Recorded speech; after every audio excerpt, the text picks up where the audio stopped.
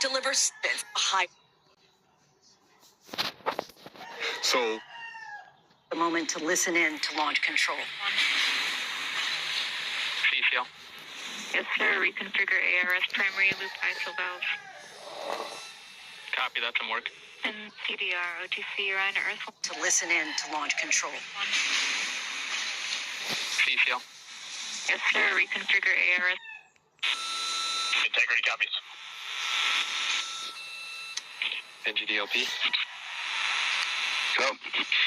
Yes, I have a discussion with CIS and with MER manager regarding the observation the CIS had a few minutes Susan, ago. you can They hear were able what to we're confirm hearing. Give us a sense of what this all Been there means. since 2025. MER manager has had a chance to review the findings, and they do not have any constraints from either a CIS or MER manager perspective. Yes, they're going through their normal Copy all. procedures. And launch director. They're stepping through all the procedures that have to be done before they get the command to go up into space.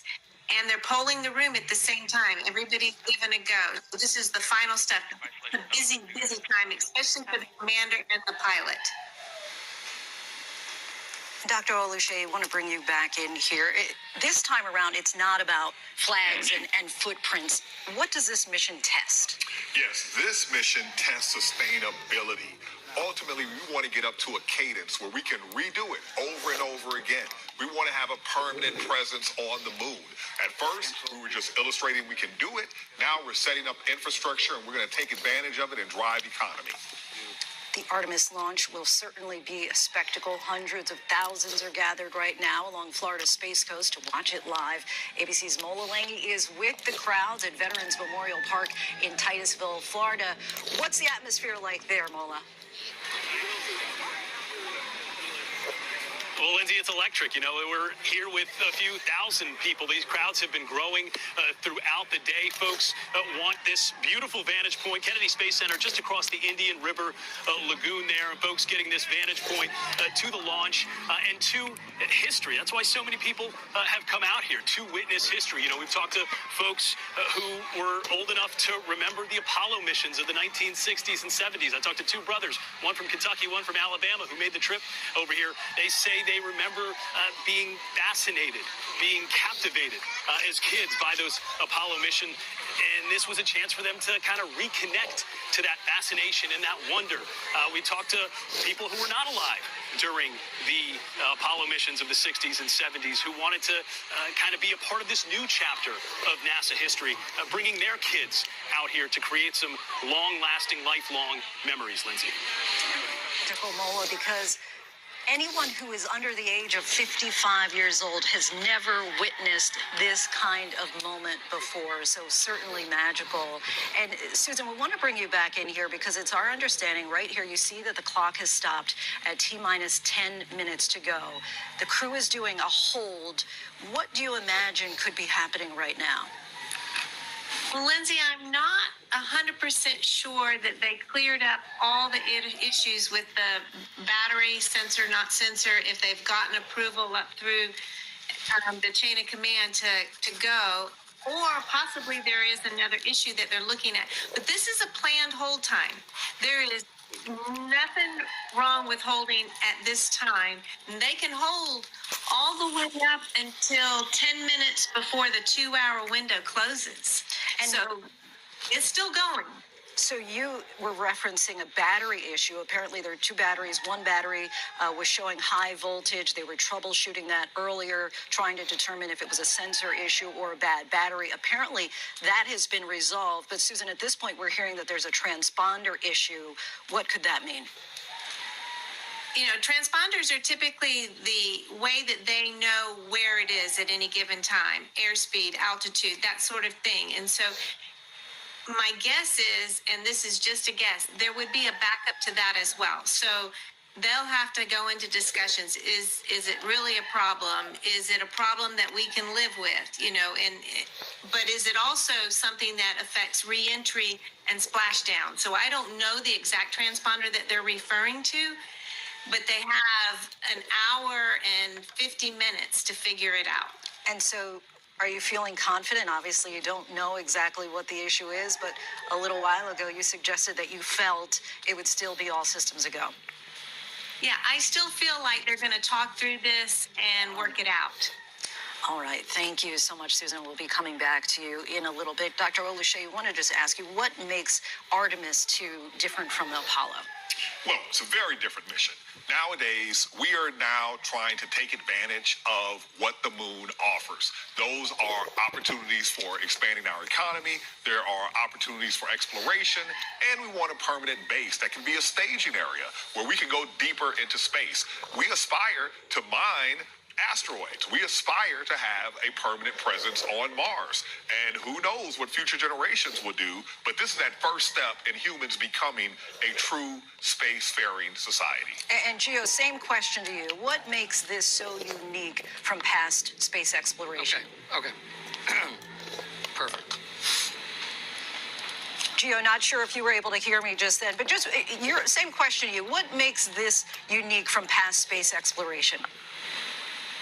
You know, one of the things, Lindsay, is that actually flight termination system, and they were actually looking at issues with that a little earlier today. They also said that they resolved that. But when we're talking about the space shuttle that so many of us grew up watching, what was so unique about that is that you had this spacecraft that was attached to a rocket on the side. You'll notice right there, and you're looking at Artemis right there, you actually see the rocket with the capsule on top. That's really an old system, right?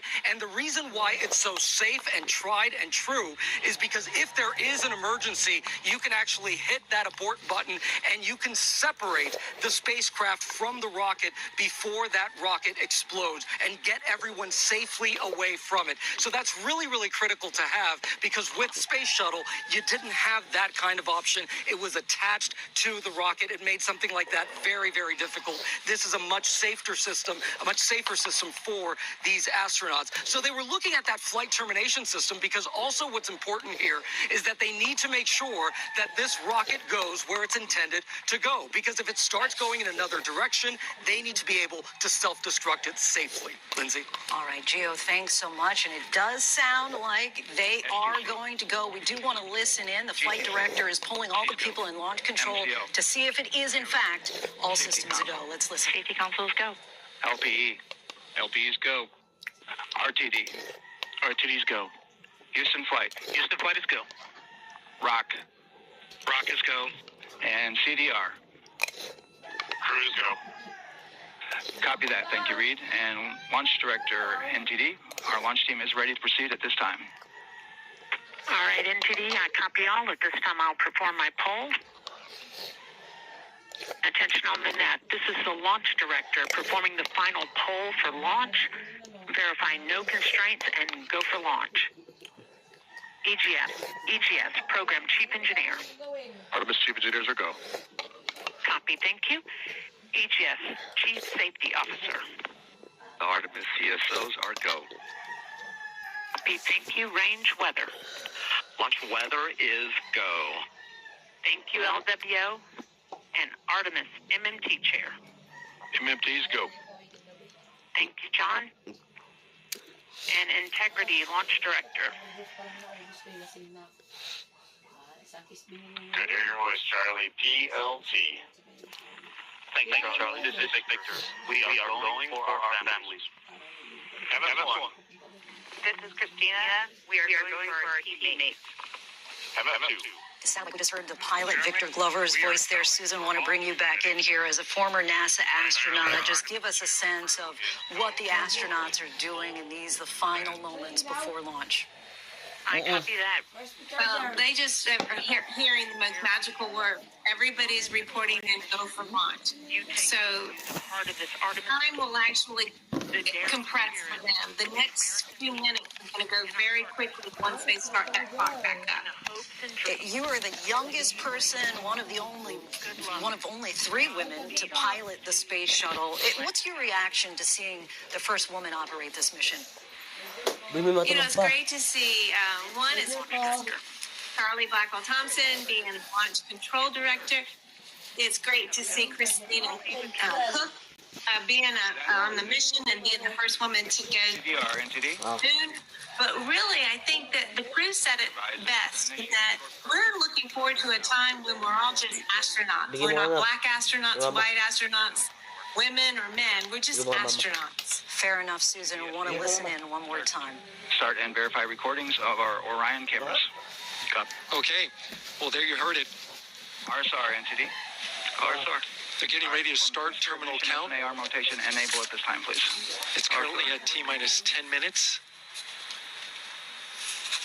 Once we wrap up this last bit of work, SNA arm rotation enable complete. we're going to start that clock. Copy that. Thank you. Integrity crew, close and lock visors.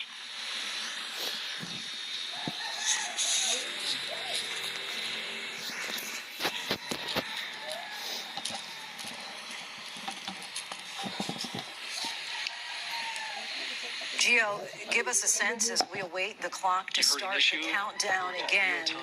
How is the crowd responding in this moment? It was transitory.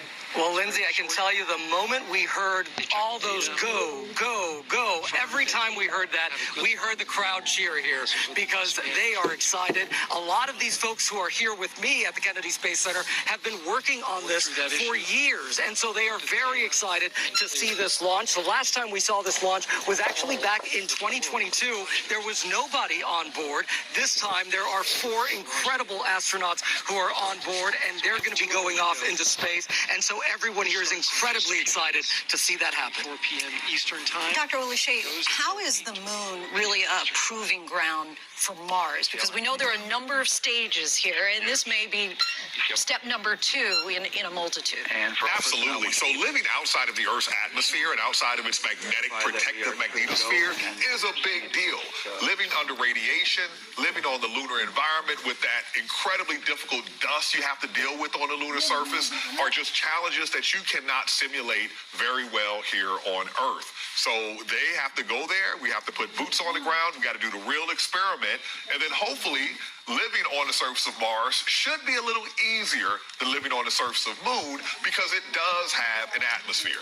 ECL time estimate. You will likely remember in 1970, Gil Scott Heron wrote a really scathing poem about the inequality, about essentially saying, why spend billions of dollars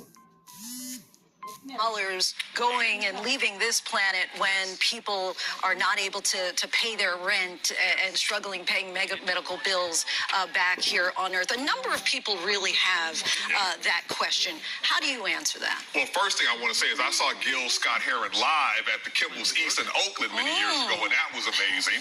But, you know, that is a question that comes up often. It can look like a waste of money, but in reality, it is an investment in our future.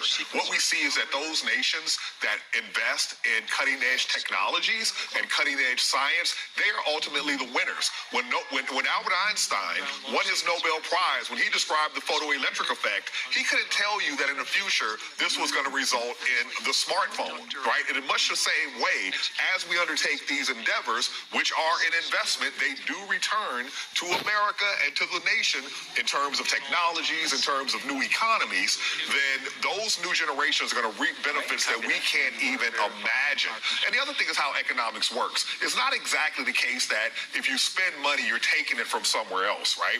We see that. Big pots of money comes up when needs come up.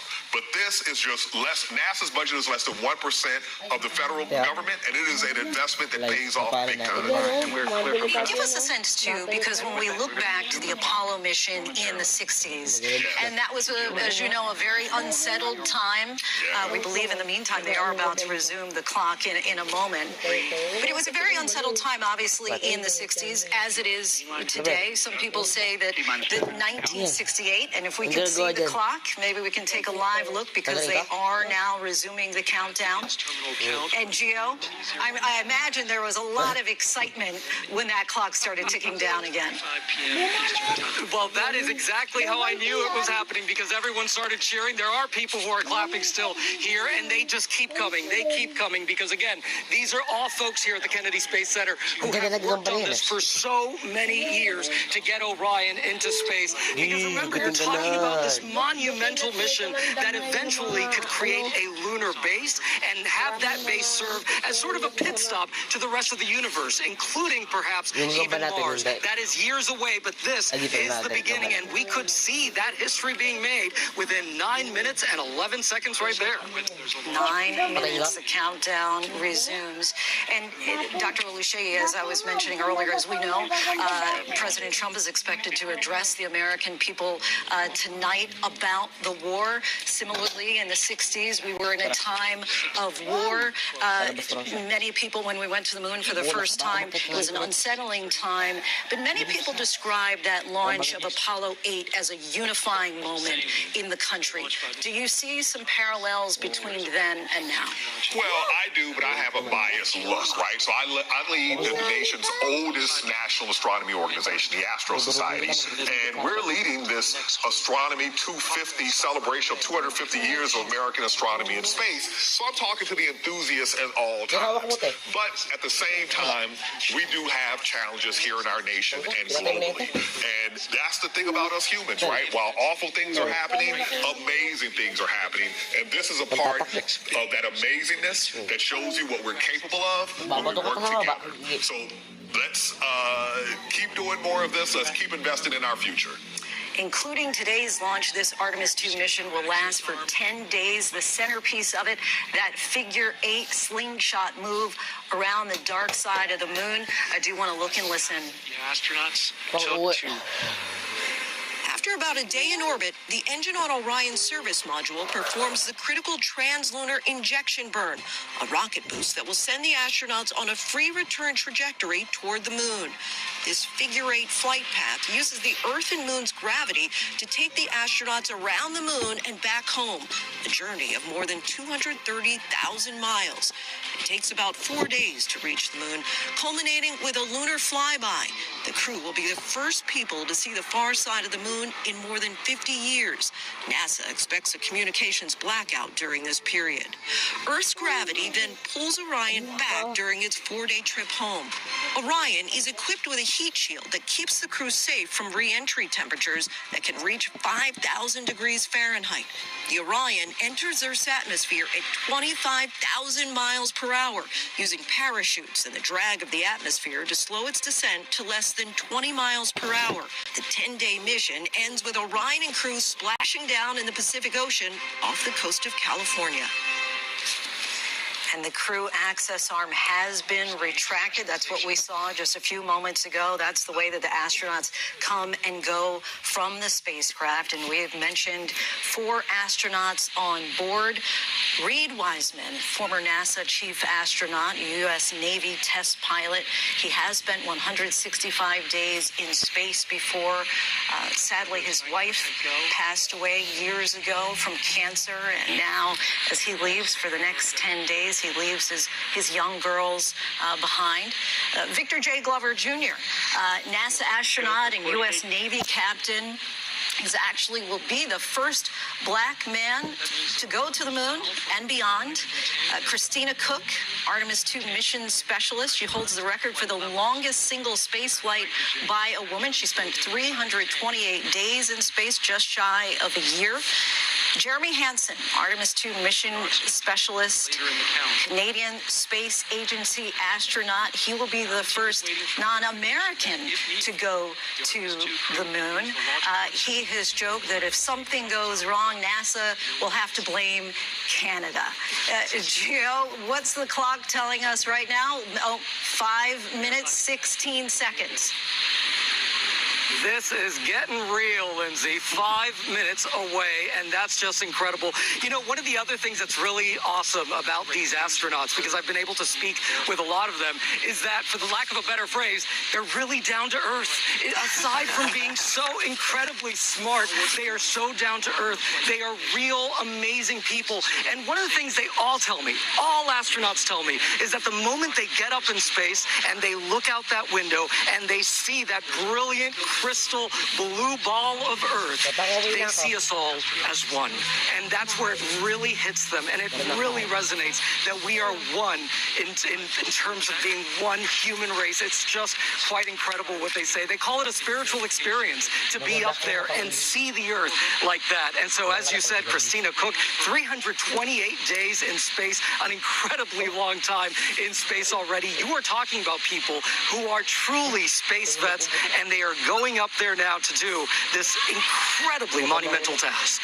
And Reed Wiseman, to your point, Gio, talked about being down on Earth and looking up at the moon in recent nights and thinking, the next time I see the same sight from the ground, I will have been there. And you just have to imagine, Susan, that this moment is super exciting. You've been there before. Kind of walk us through the nerves, the excitement, just the magnitude of the moment. This is what allows that to happen. It is pure excitement. I don't recall any nerves. Jeremy especially, this is his first flight, so this is his first opportunity to go in space. And pretty soon, everything's going to become on internal power. They will no longer be connected to external power, and then they've got 2 minutes to go. And we're looking at pictures of you, Susan, when you were in space. Of course, astronaut is a Greek word for star sailor. Just walk us through what's going to happen. We know that it's just going to take 8 minutes, Susan, for them to get into orbit. Give us a little preview of what we're about to see here. Okay, you're going to see the engine flight. And for those down at the Kennedy Space Center, they're going to feel it. 6 seconds later, those rockets are going to fire once the computer has determined that the engines are working well. And then off they go. And it's almost like it levitates off the pad. It's not like it zooms off the pad. It basically levitates off the pad. And then it quickly gets up within a minute, supersonic speeds. And in 2 minutes, the rockets are going to come off. And it goes up to, I think, 4 Gs to get to 17,500 miles an hour. Almost approaching the 2-minute mark. Just want to listen in for a moment. The lower stage of the rocket to internal, taking ground power away and now going to battery power. TLS is go for upper stage to internal power. All right, power is removed from the rocket's upper stage, the ICPS, and it's been switched to battery. Same milestone for the lower core stage coming up at T-minus 1 minute and 30 seconds. Right now, the 4-person Artemis II crew is 248,000 miles away from the moon. And if all goes well, they will fly by it in 6 days. TLS is go for core stage to internal power. All right, there's the rocket's core stage, which houses 3 flight computers, is now on its own power. There's no more hold time because there's no more margin on these batteries. So we would have to recycle back to T-minus 10 to recharge if we had a hold.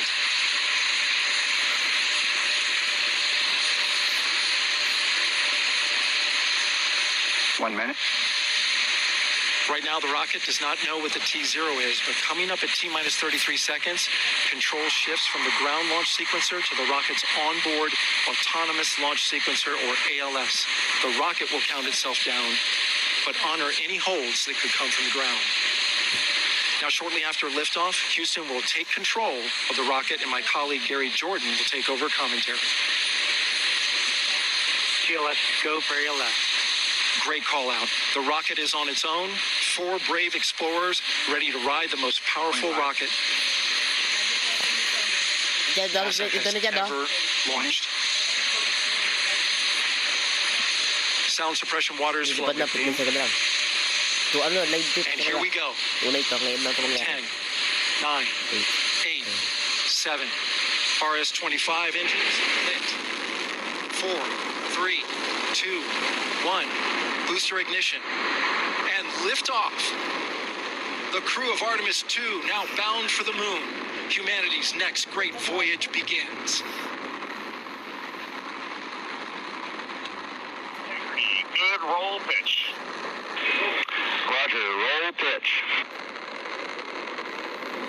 Houston now controlling the flight of Integrity on the Artemis II mission around the moon. Integrity, AMT high. AMT high. On time, passing 30 seconds into the flights. Integrity passes the ultimate MECO target milestone. Mission Control Houston seeing good performance on the 4 main engines. Space Launch System core stage. Integrity, 3 miles in altitude. Traveling more than 1,200 miles per hour.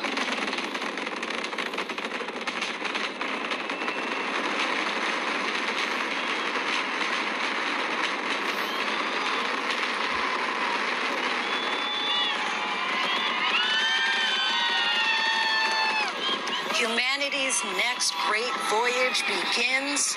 We just heard it here. The baton has been passed from launch control in Florida to mission control in Houston. Gio, give us a sense of what you're seeing and feeling on the ground there. Have you the same? Lindsay, I cannot look away, quite frankly. I cannot look away because this is just so spectacular. You are talking about a spacecraft that has just made the entire ground here just shake. It vibrates up your body. I always tell people, make sure your feet are on the ground. Make sure that you are feeling it. And we are seeing a gorgeous, gorgeous liftoff here. There is not a cloud in the sky. All of Florida at this point should have been able to see that launch and still see this out in the sky, just as you're seeing it right there on TV right now. It's truly incredible, the sounds you feel, the emotion you feel as that vibration moves through your body. It's quite incredible, Lindsay. A mission with so much promise. You see the faces there, all eyes looking upward, capturing this moment. The rocket boosters are about to separate. They have just separated. What a day for humanity and SpaceX.